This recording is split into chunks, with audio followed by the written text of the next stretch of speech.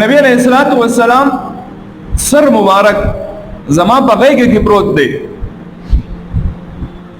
او د څوارلسمې سپوږمۍ راختلې ده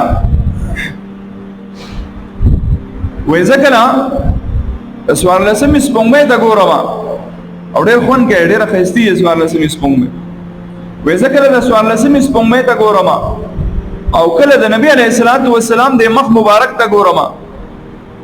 کله زه د مدینې منورې د سپوږمۍ ته ګورم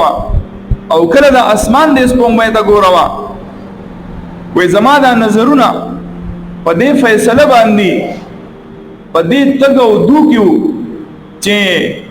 آیا د اسمان د سپوږمۍ ښایسته ده که د مدینې د سپوږمۍ ښایسته ده وایي قسم په الله وایي چې زه په دې فیصله باندې مجبور شوم چې د مدینې د سپوږمۍ د اسمان د سپوږمۍ نه ډېره ښایسته ده ځکه